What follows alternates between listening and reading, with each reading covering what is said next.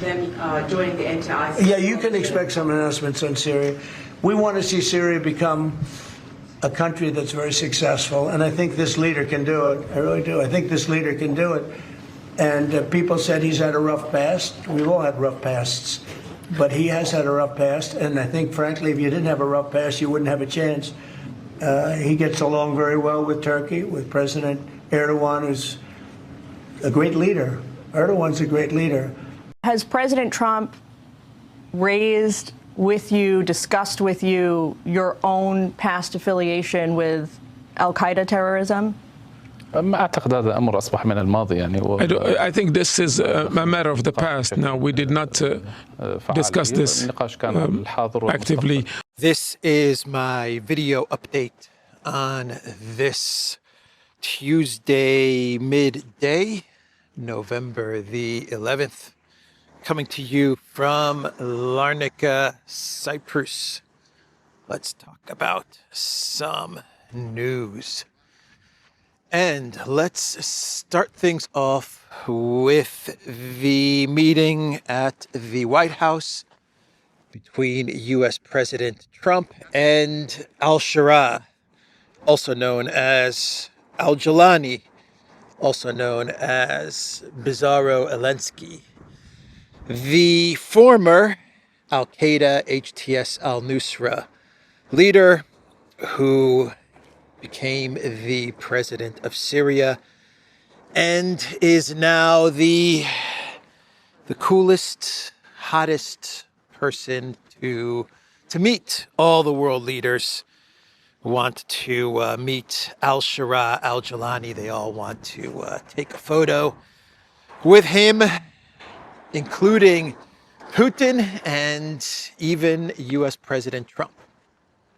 So he went to the White House in what is a historic meeting. Syrian president in the White House meeting with the president of the United States. And Trump called him a tough guy. He said he's a tough guy. I like him a lot. The former HTS Al-Qaeda al-Nusra leader, a tough guy, according to Trump, the protector of Christians. Al-Jilani, Al-Sharaa, who just a couple of months ago, they were going after Christians in Syria, right? Christians and Druze in Syria. I believe they still may be going after Christians and Druze in Syria, the unelected president, Al-Jilani. So he actually left the White House, I believe, through one of the back doors of the White House. He didn't want to get too much attention on him as he was leaving, but Trump took many photos with Bizarro Zelensky, who did suit up. He did wear a suit, something Zelensky does not do when he visits the White House. So he also gave an interview to Fox News, Al-Jilani. And Fox News asked him about his alleged connections to Al-Qaeda and possible alleged connections with 9/11. This is what Fox News asked Al-Sharaa, Al-Jilani, Bizarro Zelensky, and his reply to Fox News, he gave this interview shortly after his meeting with the U.S. president. His reply to Fox News was I was young. I didn't know what was going on. I had nothing to do with any of this Al-Qaeda 9/11 stuff.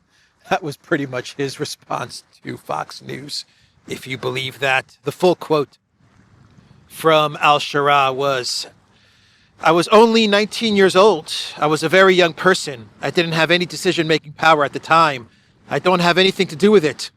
Al-Qaeda was not present right then in my area, Al-Sharaa said. Right?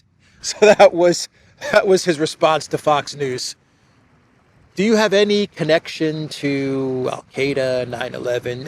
Any connection? Anything going on there? I was young.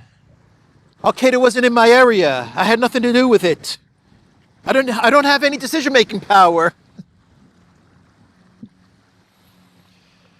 Oh boy. So he travels to the United States. He plays basketball with U.S. military officials, CENTCOM U.S. military officials. Plays a game of horse. Al-Sharaa, who has awful form, by the way. And he goes to the IMF, visits the IMF as well. I'm sure he's going to secure some money from the IMF as well. Meets the President of the United States, who says, he's a tough guy. He's a tough guy. I like it a lot. He's tough. Gets a picture with Trump behind the desk at the Oval Office, right? And what's next for Al-Jilani? What is next? Maybe he's going to head over to the FBI offices, collect his $10 million reward, right? Al-Sharaa can meet with Kash Patel, and he'll say, I'm here to collect my $10 million reward. And Kash Patel's going to say, for what? And Al-Sharaa is going to say, I know where Al-Jilani is. And Kash Patel's going to say, really? Where is he? He's right here. Where? Right here. I'm Al-Jilani. Oh, really? Okay. Dan, get 10 million bucks. Get my checkbook. Let's give Al-Sharaa 10 million for finding out where Al-Jilani is. Trump could have collected the 10 million. He missed an opportunity. He had him at the Oval Office in the White House. He had him right there. He could have said, here he is. Cash. 10 million. Right now. Oh, man. I think today's video is going to be very heavy on the clown worlds. It's going to be very, very heavy on the clown worlds. Let's move on to Sarkozy, who was released from prison. Yeah, he was supposed to be doing 5 years for criminal campaign conspiracy. And he was in prison for about 3 weeks. And he has been released.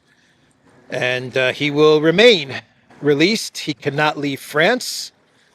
He cannot speak to any witnesses in his ongoing trial or anything like that. But he is going to remain out of prison until his trial is complete. He has an appeal going on, right? So until the appeal takes place, he's going to be out of prison. Sarkozy. What did he say? He denied any wrongdoing, and he said, and I quote, I responded scrupulously to all summons. This ordeal was imposed upon me, and I endured it, Sarkozy said at a conference after his court hearing on Monday, according to French broadcaster BFM TV. It's hard, very hard. Certainly it is for any prisoner. I would even say it's exhausting. Sarkozy says it's hard. It's hard. The 3 weeks in prison that he endured. All of this is connected to Gaddafi and the claims that the allegations that Gaddafi, I believe the allegation was that Gaddafi funded Sarkozy's campaign to the tune of something like $50 million or something like that.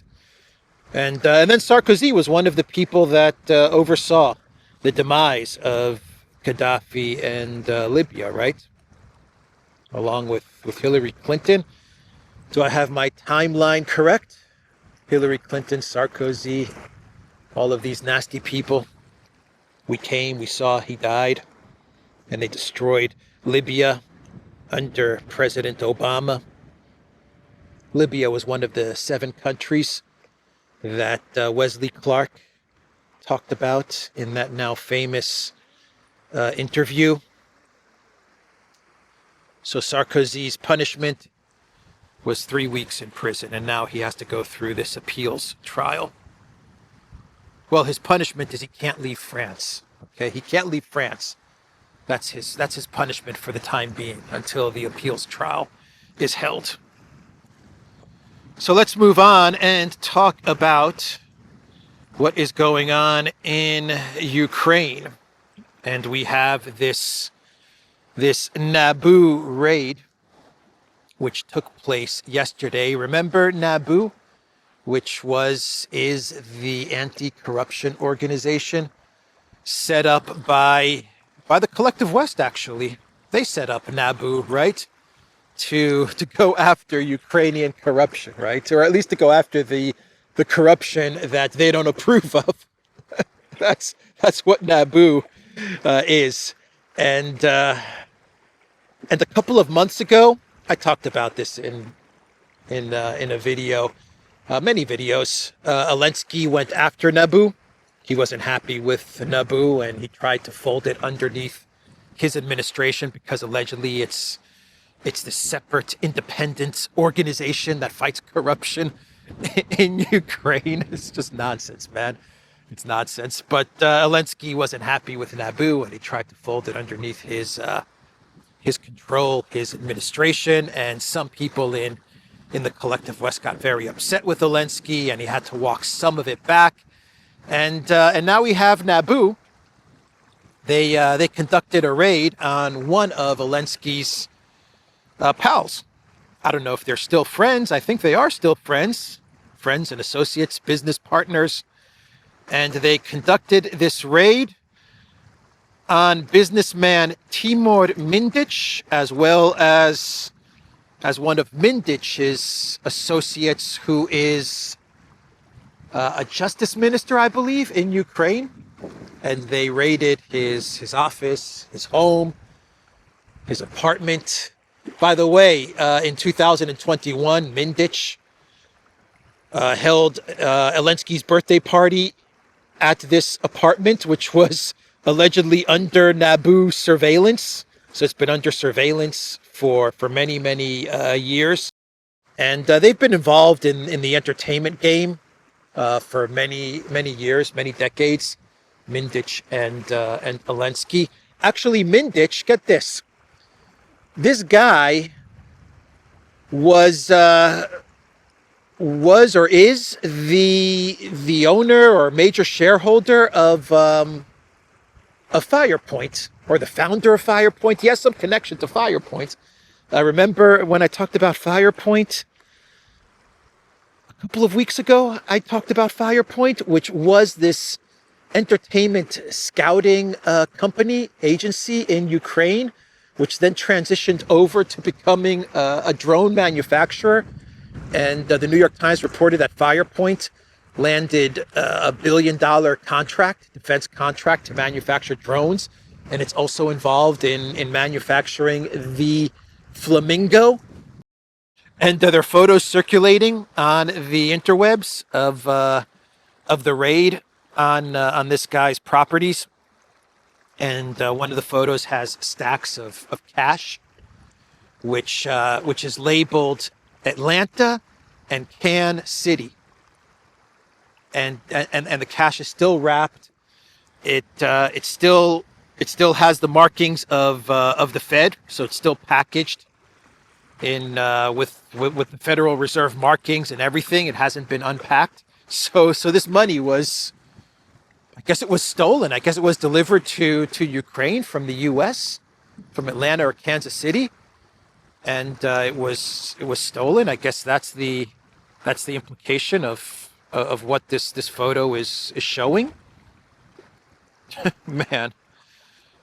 So that's what's going on here. And this guy Mindic, he actually fled Ukraine, from what I understand. He was tipped off before the raids happened. And he's Audi 5000 now. There's some nasty stuff going on in Ukraine at the moment, right? I don't know if Zelensky is going after Mindic in the same way that he went after Kolomoisky, right? So maybe he's trying to remove his buddy Mindic, and he did the same thing to Kolomoisky.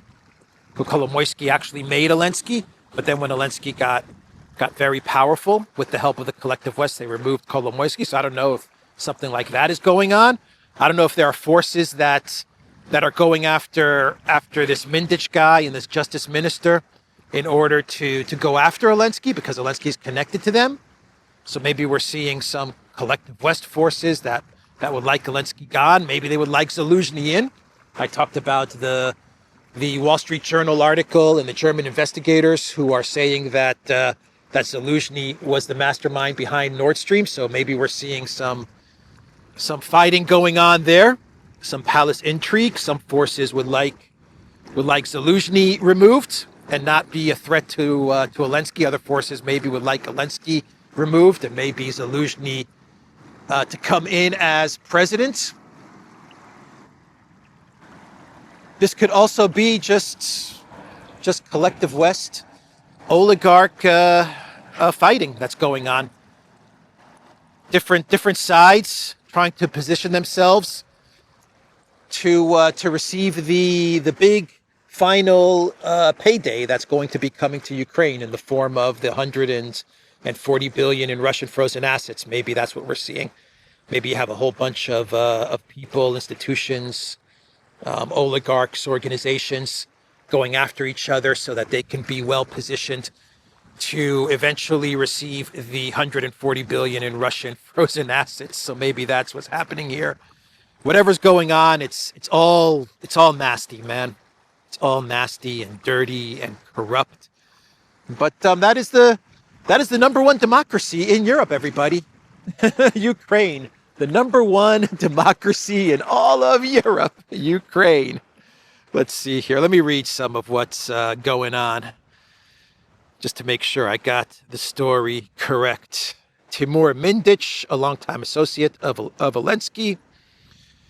They also went after Justice Minister Yerman Galuchenko. NABU also raided this guy, a former energy minister, described by Ukrainian media as Mindich's insider in the government, and also state-run nuclear operator Energoatom. So they also went after the nuclear operator as well. They're all involved in this nuclear operator organization as well. It's all bad, man. It's all bad. The agency, NABU, released several images showing large quantities of cash, including a stack of $100 bills packaged in plastic wrap, some of which had serial numbers and were marked Atlanta and Kansas City.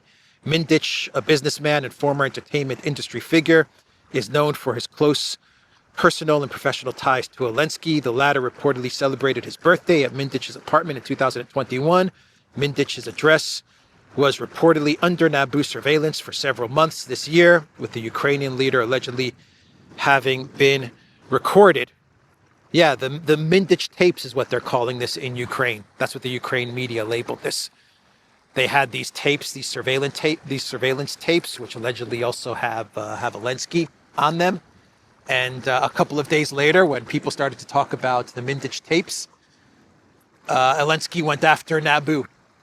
Right? He tried to fold NABU underneath his administration. The report also claimed that Mindich is under investigation for money laundering by the US FBI, reportedly in cooperation with NABU. Mindich's alleged corporate interests include Firepoint, a company that transitioned from a film location scouting agency to one of Ukraine's largest drone manufacturers, as well as the energy industry, including nuclear power generation. Firepoint has previously been accused of securing inflated no-bid government contracts, though it denies wrongdoing of having ties with Mindich. So they deny any wrongdoing. Everything I have said is alleged. Everything I have said in this report is alleged, but that's what's going on in Ukraine. It's messy, man. It is messy. But something tells me, my gut and my instinct tells me that this is all about the final big payday that's going to be coming to Kiev from the 140 billion in Russian frozen assets or Euro bonds. That's what this is all about. It's always about the money, and I just think there's all kinds of people and oligarchs and organizations that are trying to position themselves so that they can manage the funds that are going to be arriving into Kiev in the next couple of months. Speaking about money to Kiev, U.S. President Trump, he said that the U.S. is not giving money to Ukraine anymore. That's what he said. He said that the U.S. is no longer spending money on Ukraine. It is selling weapons to NATO. He emphasized that arms supplies to Kiev are no longer financed by the United States. Washington receives funding for them through NATO. He sells them to NATO. Trump is very proud of that he's selling the weapons to the U.S.-controlled NATO, and then NATO is giving the weapons to Ukraine, right? Everything's on the up and up, right? No funny business there. What a mess, man. What a freaking mess. And it doesn't end with this Naboo investigation that is currently unfolding, this palace intrigue that is taking place in Kiev, of which the collective West and the United States and the Trump administration is without a doubt caught up in now. Yep, his war. That means all of this nasty stuff that's going on is also going to be owned by the Trump administration as well. But you have a scandal with regards to the energy facilities, which are now not operational. And this scandal has to do with the Russian strikes on the energy facilities. And the strikes were devastating to the point where you now have indefinite blackouts in pretty much all of the major cities in Ukraine. A lot of damage done to the power plants and the energy facilities in Ukraine. And when the Russians first hit the energy facilities, the energy companies, or the energy company, they came out with a statement saying that the damage was really bad. This time around, the damage was devastating. And so the scandal is that the Zelensky government, his administration, then contacted the energy companies, and they said, "What are you guys doing by publishing this?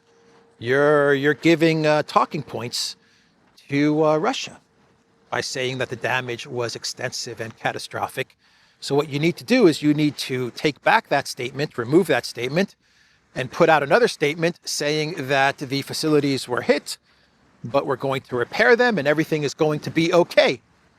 Because for Zelensky, it's all about PR, media, optics, and he needs to present the picture to the West that everything is under control.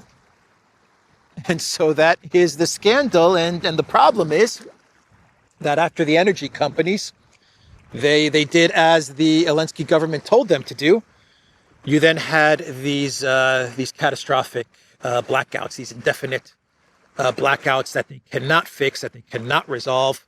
And the whole thing is just a complete shit show. Zelensky's office accused of energy damage cover-up. Hysterical officials allegedly demand changes after company confirmed the effectiveness of Russian long-range strikes. Let me read you a little bit of what is going on here. The state-owned energy company Centrenergo, which operates 2 major thermal power plants in Ukraine, posted an emotional statement on Saturday admitting that the strikes had wiped out months of repair work and halted electricity generation entirely. The message was later replaced with a routine update claiming that restoration efforts are underway as quickly as possible. According to Ukrainskaya Pravda, the retraction came after direct intervention from the government. The Zelensky office called and scolded us, asking why we were spreading panic and giving a propaganda gift to the Russians, a company insider told the outlet, which described the reaction as hysterical. The Zelensky administration reportedly puts significant effort into avoiding negative publicity, particularly as Ukraine remains dependent on Western financial and military aid. So that's the scandal there. We're not done. We're not done with everything going on in Ukraine, all of the intrigues and plots and schemes that are happening in Ukraine, because according to the FSB, now I don't know if I believe this story, I'm very, very skeptical about this story on all sides, on the FSB side, on what they're saying about Ukraine, on the British side. I don't know. The whole thing seems a bit odd, but I'll report on it. I will report on it, but I just want to say that I'm very, very skeptical about this. Anyway, the FSB is reporting that they foiled a Ukraine-British plot to steal a MiG-31. Now, according to the FSB, they are claiming that Ukraine and the MI6, they approached some pilots, some MiG-31 pilots, and they wanted the pilots to take the MiG-31 and fly over Romania. And this would create some sort of tension between NATO and Ukraine. But what they didn't tell the pilots, at least my understanding of this FSB report, what they didn't tell the pilots was that they were going to direct Romania, NATO, to shoot down the plane that they had stolen or hijacked and were told to fly over Romanian airspace. And that plane was going to be shot down, which would mean that the pilot would have been killed as the plane was shot down. And then this would cause some sort of NATO-Russia smash, right? Some Article 5 situation and tension. And one of the pilots claimed that they offered him $3 million. The whole thing seems a bit weird. The whole thing seems very, very weird. They wanted the pilots to fly over an airbase near Constanta, Romania. The pilots declined, and then they went to the FSB, and allegedly they told the FSB about the plot. Anyway, a strange story. It's possible that this happened. It's also possible that this did not happen. So I just need to say that about this story. So let's now turn our attention to the Belgium drone story, which I talked about yesterday.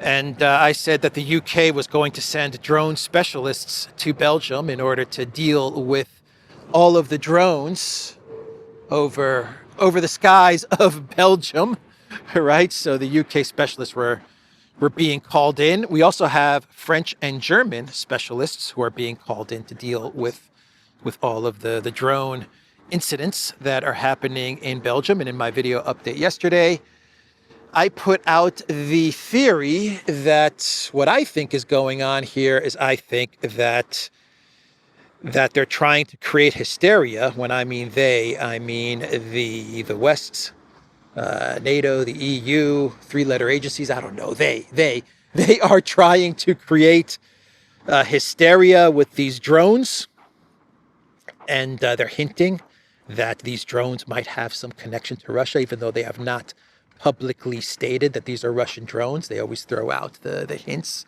that this has some connection to Russia.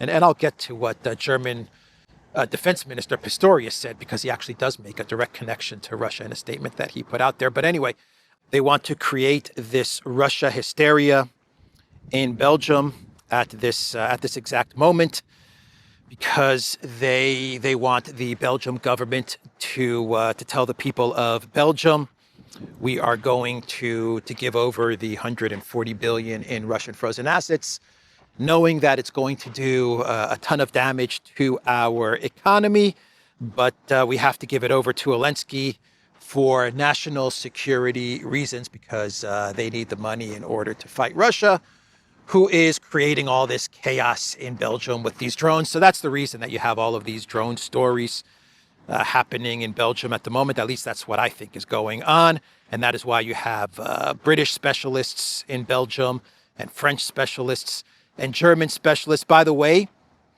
did you guys know that Belgium actually has an anti-drone squad? They have this anti-drone team that they put together 4 years ago.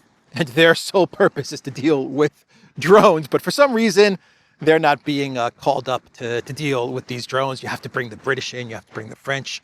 You have to bring the Germans in. And you have to create all this hysteria and drama and buzz. I think this is all about creating the dynamics, the excuse that the government needs in order to green light the 140 billion to the Green Goblin.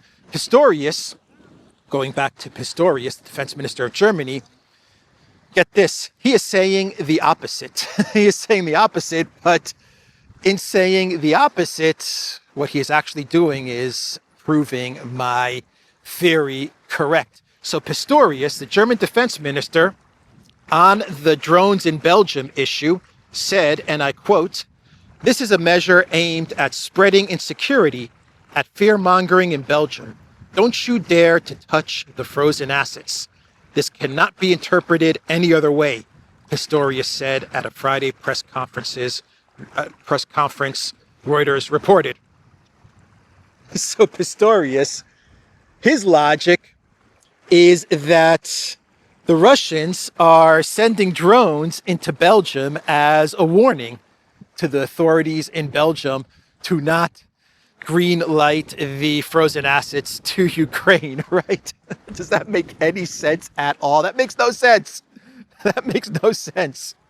Russia is sending drones all the way to Belgium from Russia. It's not that close, everybody. But anyway, they're sending drones all the way to Belgium so that they can send a warning to the Belgium government. Don't hand over the Russian frozen assets, or else what? Or else we're going to continue to send drones into Belgium? I don't know. What's the threat? What's the threat there that Russia is sending to Belgium, right? Anyway, that's Pistorius's logic for you. And he says you can't interpret this any other way, right? When they say stuff like that, they're basically saying, no, this needs to be interpreted in a completely different way. And that way is the opposite way. He is proving my theory correct. That's what I think is happening with this statement from Pistorius. His statement is basically proving what I am saying to be the correct way at looking at the drone activity over Belgium. It's about the 140 billion going to the Green Goblin, everybody. Thank you, Defense Minister Pistorius. What does Germany find these people, man, to be in government? Habeck, Annalena Baerbock, Olaf Scholz, BlackRock Mertz, Boris Pistorius. That's some crazy, weird logic from the defense minister. We're going to send drones into your airspace in order to prevent you from sending the Russian frozen assets to Ukraine. Okay, Pistorius, gotcha. Oh, man. All right, let's continue. I told you that this video is going to be heavy on clown worlds. Very heavy on clown worlds. And we move on to, I believe Syrsky is who was referenced in this New York Post article. The New York Post has an article with the title, "Russia Pours 150,000 Troops into Latest Drive to Overrun Ukraine in Donetsk. Really a tense situation." Okay. Yeah, I think it was Syrsky that is referenced in this New York Post article. 150,000. Yeah, you have to send 150,000 troops. This is actually very standard military tactics, military practice. The Greeks, the Spartans use this tactic, right? With 300. So first you have the 300, like what Russia has in Pakrovsk. First you have the 300. They do all of the heavy lifting, all of the work, and then you have to send in the 150,000 troops to secure the city and do the mop up and the cleanup activity. That's very, very standard military procedure. First you send the 300, then you send the 150,000. You still have 60 in Kupiansk as well. Let's not forget about the 60 Russian soldiers in Kupiansk. And the reports are that the 60 Russian soldiers are capturing Kupiansk, and they're now operating in the center of the city. The 60 Russian soldiers, according to Volodymyr Zelensky. Man, Syrsky is trying really, really hard to cover his butt. He is throwing everything he has out there, all the propaganda he can think of, to cover his butt. Because when Ukraine has to well, in the collective West, Ukraine may never accept that Pokrovsk and Kupiansk have been captured. But when eventually the collective West accept the fact that Pokrovsk has been captured, Syrski's in big trouble. He is in very, very big trouble, and he knows it. So he's desperately trying to cover his butt with statements like this to the New York Post. So should we do some clown worlds? Do I even need to say, let's do some clown worlds? I feel like I don't need to even say it. By the way, Putin is going to be traveling to India, everybody. That is confirmed by Peskov. So it looks like the relations between India and Russia are not so bad as Trump is making them out to be, right? India is not buying any more Russian oil. Modi is done with Russia, and he's done with Russian oil. Well, I think that Putin and Modi, who get along very, very well and are very good friends, and India and Russia are very good friends, I think you're going to have a very constructive meeting between the two, and they are going to make big deals. They're going to put together some very big deals, not only in energy, but also in defense and military production. Yeah, they're going to sign some big partnership deals, Modi and Putin. I don't like it. I don't like it. That Putin going to see Modi, I don't like it. Al-Jalani, I like it. Anyway, staying with Putin and staying with the New York Post. Oh my God, we're back to Putin is having health issues. Yeah, the New York Post is saying that Putin on a front. Get it? Putin on a front. Putin on a front. Putin's swollen and sore hand sparks new wave of speculation over Russian president's health. The 73-year-old, whose right hand has long been a source of health rumors, was seen clenching his hand tightly in discomfort during an event with loyalists. That event with loyalists. Those loyalists. Those loyalists, they really got to Putin. He started clenching his hand. His right hand, I believe Putin is left-handed, isn't he? Anyway, his right hand, and a lot of people are jumping on this clenching of his swollen right hand. Yep, Putin is sick. Putin is ill. We're back to this one. That's how you know things are going really, really bad for NATO, for the U.S., for the collective West, and for Ukraine and the Green Goblin, when they have to recycle the Putin is sick narrative. That's how you know things are going catastrophically wrong for the collective West in this proxy war. So that is the New York Post. Politico is reporting that Trump has threatened to sue the BBC for $1 billion over editing coverage of him. I believe Trump actually posted about this on Truth Social as well.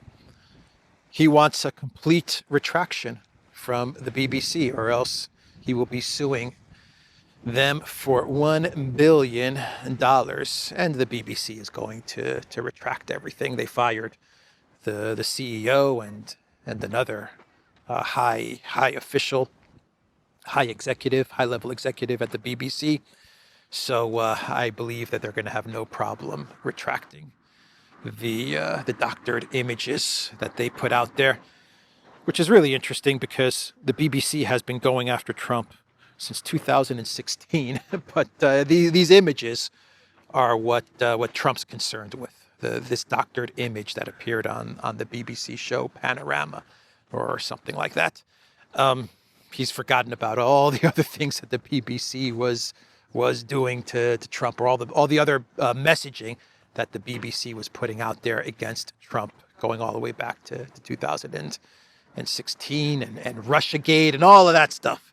The BBC was fully on board, fully aligned with CNN and MSNBC and all of the U.S. Anti-Trump media going all the way back to 2016.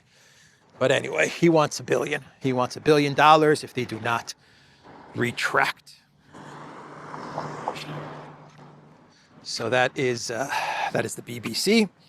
He should sanction them, is what he should do, in my opinion. Election meddling from a foreign government, right? The BBC, the British government, meddling in U.S. elections. That's what he should do, is sanction them. But he's saying he's going to sue them for $1 billion, knowing that they're going to retract. Anyway, let's do a final Clown World. And wrap up this crazy video. And we are going to go to the Financial Times, and they have an article with the title "EU to set up intelligence unit under Ursula von der Leyen, body to collate material from national agencies and improve its operational use." Ursula is going to set up an EU intelligence unit, an intel agency, a 3-letter agency, which is going to be run out of the office of the European Union Commission, under the control of Ursula. Ursula and Intelligence Unit. Ursula and Intelligence Unit. Yeah, I don't know. I don't know if those two words actually go hand in hand. Ursula and Intelligence Unit. It's actually pretty scary what the EU is doing. Forget about Ursula. Forget about Ursula. She's not important. You got to look at the globalist agenda. They're now looking to put together an intel agency. They've got the chat control that they're going to be rolling out, and the other day I talked about their Ministry of Truth that they're also putting together. Forget about Ursula. She's just today's puppet in Brussels for the globalists. What they're trying to do is actually very, very sinister, very alarming, and should cause everybody living in the European Union to be very concerned with what they're putting together. Anyway, that is the video, everybody. The Duran.locals.com. Check us out on Substack as well. And give a like to this video. Share this video. Subscribe to this channel. I will see everybody tomorrow. Take care.